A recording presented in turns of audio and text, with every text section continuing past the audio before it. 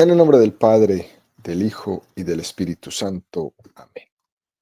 Ven, Espíritu Santo, y llena los corazones de tus fieles, y enciende en ellos el fuego de tu amor. Envía tu Espíritu Creador, y se renovará la faz de la tierra. Estamos estudiando el Catecismo de la Iglesia Católica, su tercera parte, la vida en Cristo, segunda sesión, los 10 mandamientos. Capítulo segundo, amarás a tu prójimo como a ti mismo. Artículo sexto, el sexto mandamiento, no cometerás adulterio. Habéis oído que se dijo, no cometerás adulterio. Pues yo os digo, todo el que mira a una mujer deseándola, ya cometió adulterio con ella en su corazón. Continuamos subiendo el monte Sinaí de la mano de Moisés a recibir allá arriba los 10 mandamientos. Son 2.285 metros que mide el monte Sinaí. Y el catecismo dedica 505 números al estudio de los 10 mandamientos, es decir, subiremos 4 metros del monte Sinaí por cada número del catecismo que estudiemos. Hoy nos encontramos en el metro 1172 de altura. Estamos en el segundo apartado de este artículo, donde el catecismo dedica 23 números al estudio del tema que tiene como título la vocación a la castidad. Hoy vamos a profundizar en los números 1347 y 1348 con el tema los diversos regímenes de la castidad. Número 2348 del Catecismo de la Iglesia Católica dice: todo bautizado es llamado a la castidad. El cristiano se ha revestido de Cristo, modelo de toda castidad. Todos los fieles de Cristo son llamados a una vida casta según su estado de vida particular. En el momento del bautismo, el cristiano se compromete a dirigir su afectividad en la castidad. Un número precioso este que nos regala el catecismo en esta mañana, queridos amigos, y es un número que encuadra la virtud de la castidad en el sacramento del bautismo. Todo bautizado está llamado a la castidad. La castidad, como todas las virtudes cristianas, ya no son virtudes naturales, sino que han sido configuradas por Cristo. Este es el gran paso. Es la gracia de Cristo la que nos ayuda a vivir las virtudes naturales o sobrenaturales de una manera extraordinaria. Las dos. Nos ayuda a vivir lo cotidiano, lo natural, como un don de Dios. El trabajo, el descanso, la amistad, los afectos, como un don de Dios. No hay dos pisos. Los que están en lo cotidiano, en lo natural, en el piso de abajo, y algunos que suben al piso de arriba con unos dones o virtudes sobrenaturales. No, no hay dos pisos, no es así. Porque cuando uno lo ve así, entonces nuestra relación con Dios se hace mucho daño. Todo bautizado es llamado a la castidad. Todos nosotros, desde el momento en el que hemos sido insertados en Jesucristo por el bautismo, ha sido para que la vida y la relación que tenemos con Cristo sea como la relación que tiene Cristo, filial con el Padre y esponsal con el Espíritu Santo. Fíjese qué cosa tan bella. Aquí lo natural y lo sobrenatural queda fundido. Eso por ser criaturas de Dios, pero además en el bautismo se nos da la gracia de que en Jesucristo eso se nos hace posible. Por tanto, como dice este número del catecismo, Jesucristo es el modelo, donde esa integración de mi afectividad en la vocación al amor es posible. Para entender esto fue necesario haber estudiado todos estos números del catecismo en este sexto mandamiento que hemos estudiado hasta el día de hoy. Jesucristo es el modelo donde esa integración de mi afectividad en la vocación al amor es posible. Porque una cosa es la ley de Dios y otra es que sin la gracia de Dios, muchas de las cosas que dice la ley no soy capaz de hacer. Por tanto, el bautismo me da la gracia para que al ser insertado en Jesucristo ordene mi afectividad a la vocación al amor. Esto es algo muy profundo, muy bello. Incluso puede parecer muy místico, pero es que lo místico y lo ascético, lo natural y lo sobrenatural, todo queda unido aquí. En Cristo todo está unido para la gloria de Dios Padre. Y por eso todo es nuestro. Nosotros de Cristo y Cristo de Dios Padre. Todo confluye en Cristo.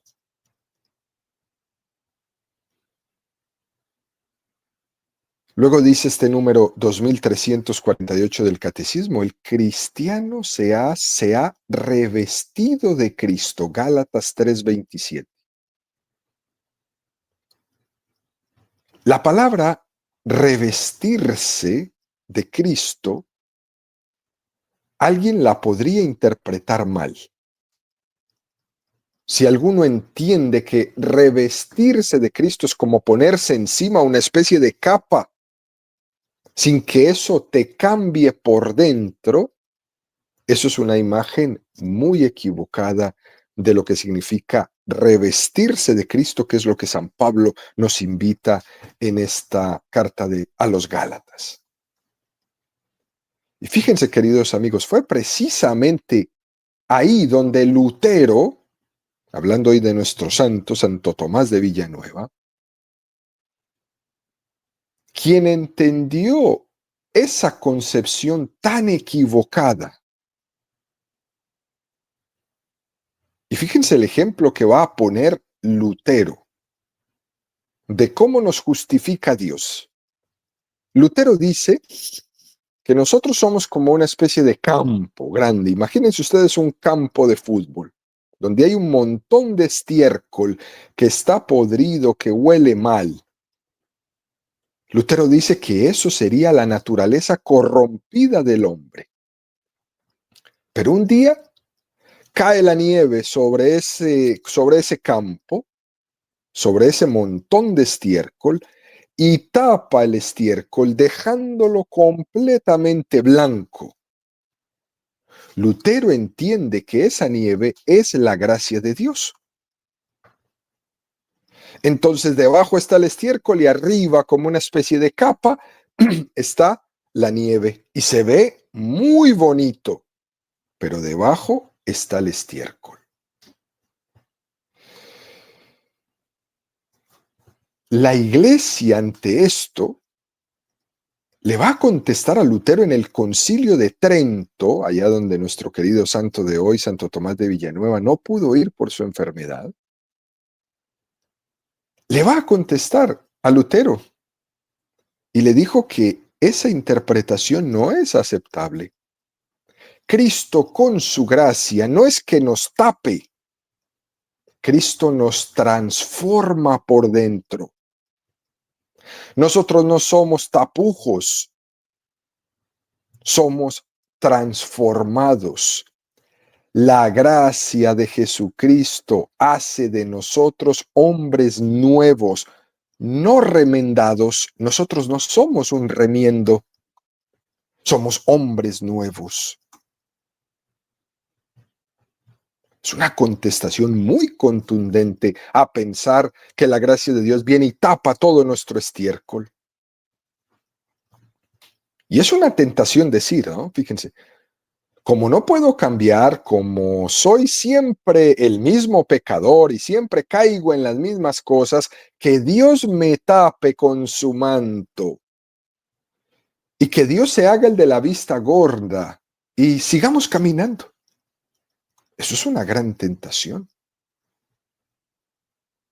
Y esa visión de Lutero tiene muy poco de redención, porque es un mero recubrimiento externo de nieve, pero no te transforma.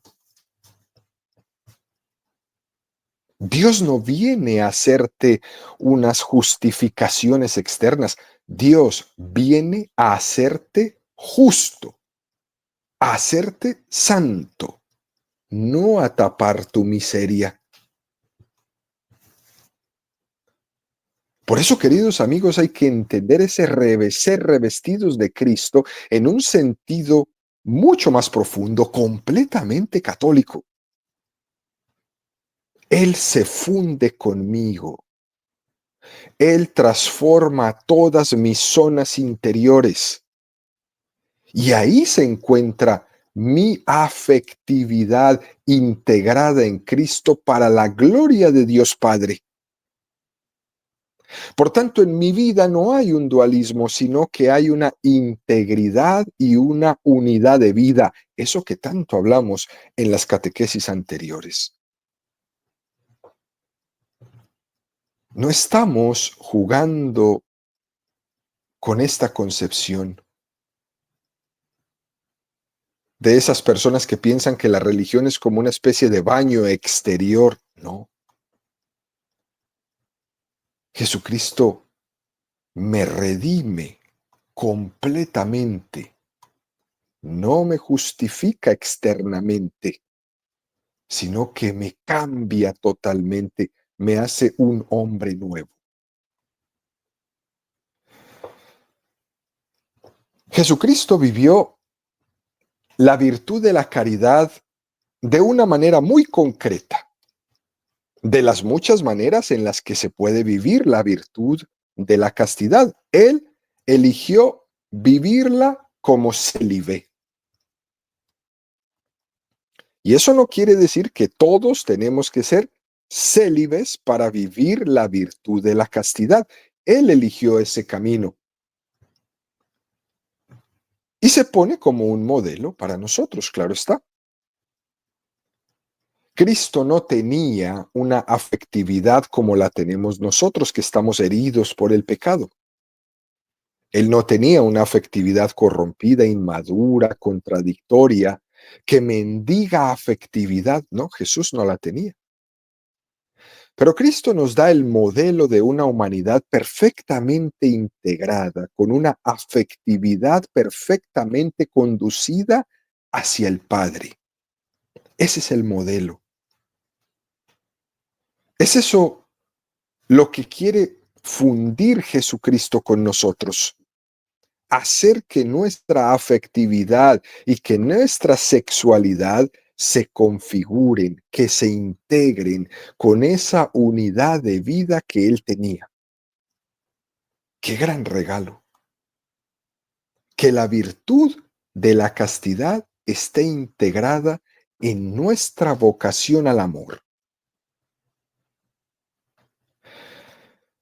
Y entonces, teniendo esto presente, el catecismo da un paso más y nos presenta el número 2349 que dice: la castidad debe calificar a las personas según los diferentes estados de vida, a unas en la virginidad o en el celibato consagrado, de manera eminente de dedicarse más fácilmente a Dios solo con corazón indiviso, a otras de la manera que determina para ellos la ley moral, según sean casados o célibes.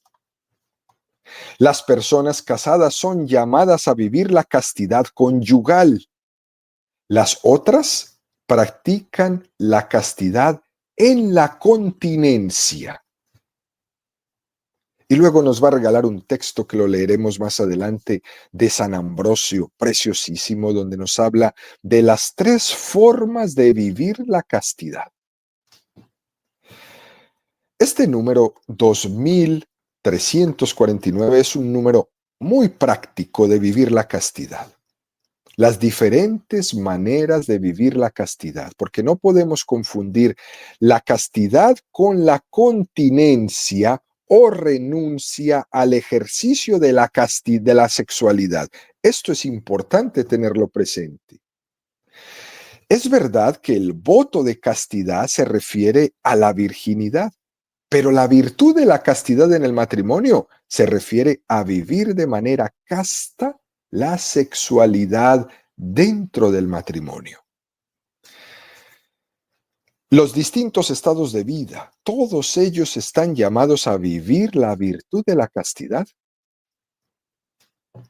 Cuando Jesús dice en las bienaventuranzas, bienaventurados los limpios de corazón, porque ellos verán a Dios, se refiere a todos los niveles de vida. Y aquí el catecismo nos remite a un número que ya estudiamos, el 1620, que dice: estas dos realidades, el sacramento del matrimonio y la virginidad por el reino de Dios, vienen del Señor mismo. Es Él quien le da sentido y les concede la gracia indispensable para vivirlos conforme a su voluntad.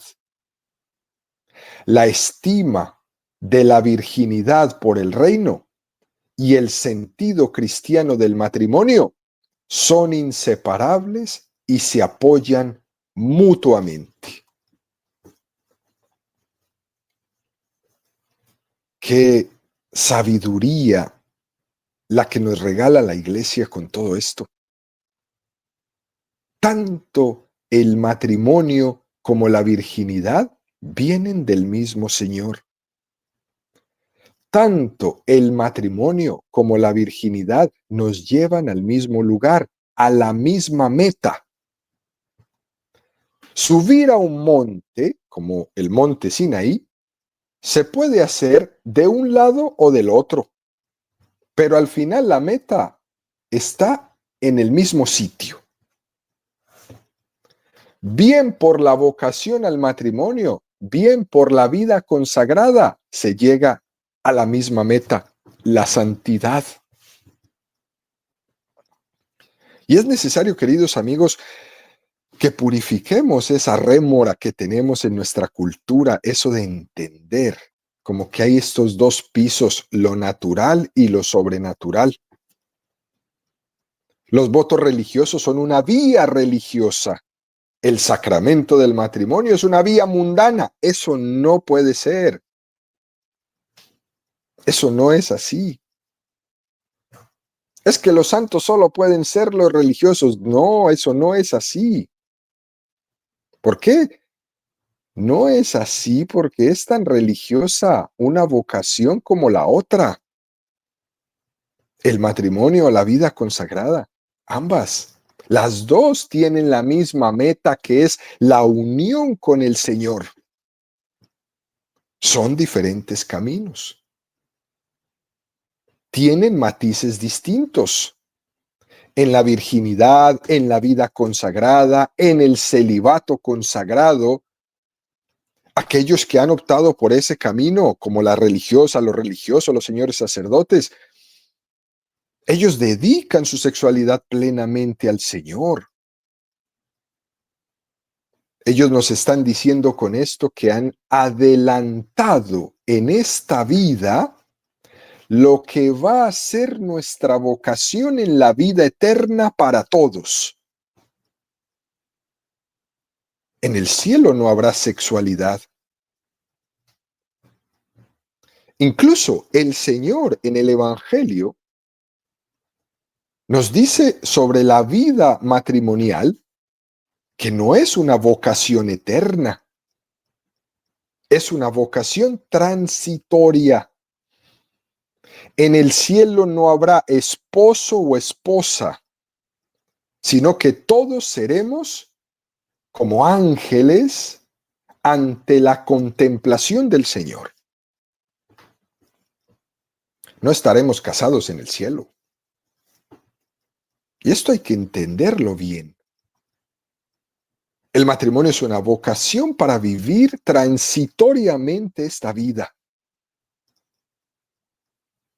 Y ahí los consagrados, los religiosos, religiosas, los sacerdotes están un paso adelante de nosotros que han optado por vivir su vida como en el cielo. Y por eso la belleza de esta consagración que ellos tienen. Porque en el cielo nuestro corazón estará entregado hacia el Señor. En el cielo no tendremos un grado de dependencia afectiva hacia ninguna otra persona, así como lo tenemos en nuestra vida. Tenemos apegos afectivos a nuestros esposos, a nuestras esposas, a nuestras mamás, a nuestros papás, a nuestros hijos, a nuestros amigos. Tenemos afectos de dependencia afectiva con todos ellos. En el cielo no. Esto no estará. Solo Dios importará. Al igual que los demás sacramentos, por ejemplo, la Eucaristía no tendrá lugar en el cielo. En el cielo no hay Eucaristía. La Eucaristía es un sacramento para el camino, para este tránsito que tenemos. Nuestro encuentro con el Señor en el cielo será un encuentro en directo. No necesitaremos ningún tipo de símbolos o de signos. Ahí será en directo. De igual forma, el matrimonio es una mediación. Es más, es tan santo el sacramento del matrimonio como el sacramento de la Eucaristía. Porque el esposo y la esposa son una mediación para que yo me una a Dios a través de él, a través de ella. Es algo muy bonito. Pues la diferencia entre la vida consagrada y la vida matrimonial es que en la vida consagrada uno se une a Cristo esposo directamente. Y por eso en ese sentido el catecismo llama con un corazón indiviso. Es directo con el Señor. En el matrimonio, esa unión con Cristo es con la mediación del esposo o de la esposa. Y cuando es así, está claro que va a haber más dificultades. Porque con estas mediaciones del esposo o de la esposa para unirnos a Cristo, tenemos que luchar con los egoísmos personales. Tenemos que luchar con las disfunciones, con nuestras propias contradicciones a causa del pecado de cada uno. Pero aún así, tenemos la gracia para lograrlo. Algo bellísimo. Fíjense, queridos amigos, si tengo una esposa muy santa, me ayuda a unirme a Cristo, claro está. Pero en la medida que tenga también sus pecados, uno comienza a sentir una especie como de división. Y uno se pregunta, ¿cómo me entrego a Dios al mismo tiempo que me entrego a mi esposa? Con estas cosas que veo.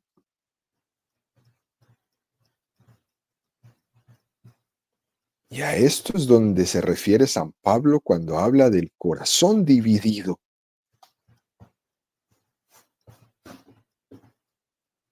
Por tanto en la vida consagrada como en la vida matrimonial, se trata de que la afectividad esté integrada en el amor de Dios. Y cada uno lo hace en su camino, en aquella vocación que el Señor le ha manifestado. Al religioso en la vida consagrada y al esposo en la vida matrimonial. Y ambos con la gracia de Dios para cumplir su vocación. Luego este número 2349 nos regala un texto precioso de San Ambrosio que dice, se nos enseña que hay tres formas de la virtud de la caridad. Una de los esposos, otra de las viudas, la tercera de la virginidad. No alabamos a una con exclusión de las otras. En esto, la disciplina de la Iglesia es muy rica. Y aquí, queridos amigos, nos atrevemos incluso a decir que puede existir una cuarta forma, que es la castidad de los solteros. Por tanto, la primera forma de vivir la castidad, los esposos.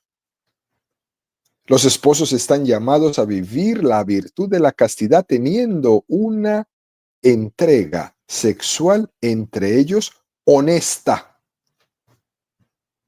con expresión de auténtico amor y no de utilización egoísta.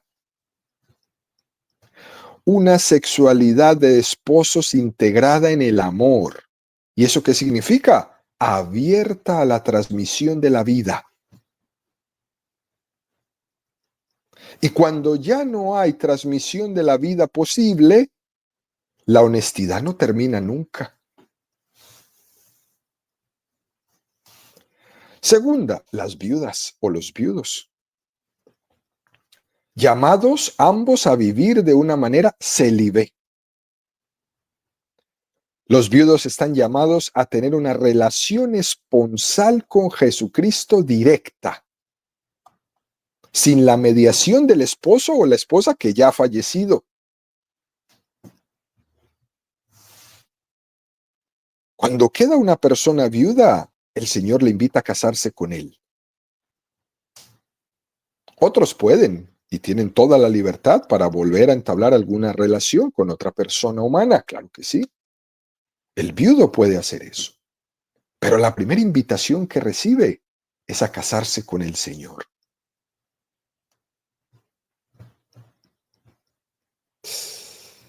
Qué invitación más bonita para las viudas y los viudos. Es vivir esa vida que tanto el soltero como los y las viudas viven o están invitados a vivir, en la que encuentran la voluntad de Dios. Y aquí hay que tener mucho cuidado, queridos amigos, de llegar a pensar en algún momento que la viudez es un fracaso. No, nunca, nunca. O en el caso de los solteros, el hecho de que no se han cumplido las expectativas que tenían en su vida y entonces ha sido un fracaso. No, tampoco. No se puede entender así la soltería. Porque en este sentido, si así fuera, todas las vidas son un fracaso. Yo no conozco a nadie que haya cumplido todas las expectativas que tenía en su vida. No lo conozco. ¿Ustedes recuerdan la película Bella de ese autor mexicano Eduardo Verástegui? En esa película de Bella se dice en una escena, si quieres hacer reír a Dios, cuéntale tus planes. Es una expresión maravillosa, ¿no? Porque el que no se cumplan mis planes es uno de los motivos por los que solemos sufrir más en nuestra vida. Yo no conozco a nadie en mi vida, en todos estos años, que todas sus expectativas que tenía sobre su vida se hayan cumplido. Por tanto, le contamos a Dios nuestros planes y Él se ríe porque los de Él posiblemente sean otros. Es un chiste para Dios nuestros planes. Por eso todos invitados a unirnos a su voluntad. Señor, que se haga en mi vida. Es tu voluntad, no la mía. Tu voluntad. La tercera forma de vivir la castidad es la virginidad. Los que están consagrados al Señor por la virginidad, que hacen una renuncia de su sexualidad libre y conscientes por amor al reino de los cielos. ¡Qué belleza! ¡Qué ejemplo! Y qué felicitación se merecen, la verdad, nuestras religiosas, nuestros religiosos, nuestros señores sacerdotes. ¡Qué elección tan bonita! Libre y consciente por amor al reino de los cielos. Es una aplicación perfecta de la parábola del Evangelio del tesoro escondido, que viene a decir que cuando alguien encuentra un tesoro escondido, vende todo lo que tiene para comprar el campo donde está ese tesoro. Y no le importa quedarse sin nada, pero ya encontró ese tesoro. Ahí está. Y no es que sean héroes, pero merecen toda nuestra admiración. La vocación a la virginidad, lejos de ser una renuncia heroica, es más bien un don de Dios admirable totalmente. ¿Por qué? Porque el Señor es el que se les presenta como el esposo de su vida. Y por eso se vende todo lo que se tiene, para quedarse con ese tesoro. Y se invita a la persona a vivir con autenticidad esa vocación virginal, siendo castos o vírgenes de cuerpo y espíritu. Eso es un don que tiene la Iglesia en sus consagrados. Y nos tenemos que enorgullecer de eso, de tener esta parte de la Iglesia donde se vive la vida virginal de una manera tan hermosa, donde se vive el celibato y la castidad de una manera tan hermosa y tan particular, tan diferente a las otras manifestaciones, religiones, comunidades cristianas, comunidades religiosas. La nuestra es muy particular y muy hermosa. Y la cuarta que nos atrevemos a mencionar es los solteros. Por ejemplo, los que están llamados a vivir su noviazgo en una relación de pureza y castidad. Ahí los novios que me están escuchando, sabiendo reservarse para la entrega matrimonial, distinguiendo bien en su vida que estoy en la etapa del noviazgo como una etapa para el matrimonio, como una preparación. El noviazgo es una etapa de discernimiento, no es una etapa de sexualidad. El matrimonio ya no es una etapa de discernimiento, es el noviazgo. ¿Ya para qué va a discernir cuando está casado?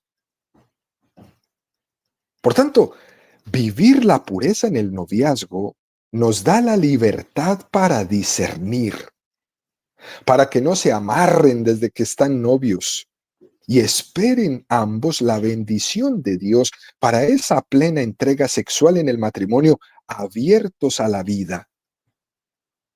Pero cuando viven una sexualidad de esposos siendo novios, y claro, después llegan y nunca se abren a la vida y prefieren comprarse un perro a tener un hijo, porque nunca han hecho en su vida la reflexión de para qué tú y yo estamos juntos. Entonces da igual tener un perro que tener un bebé y no se abren a la vida. Entonces, ¿para qué se juntan? ¿Solo para usarse ustedes, jóvenes? Úsese y tírese. Además, dentro de los solteros están aquellos que por la razón que sea se mantienen en una soltería permanente y es una vocación muy hermosa.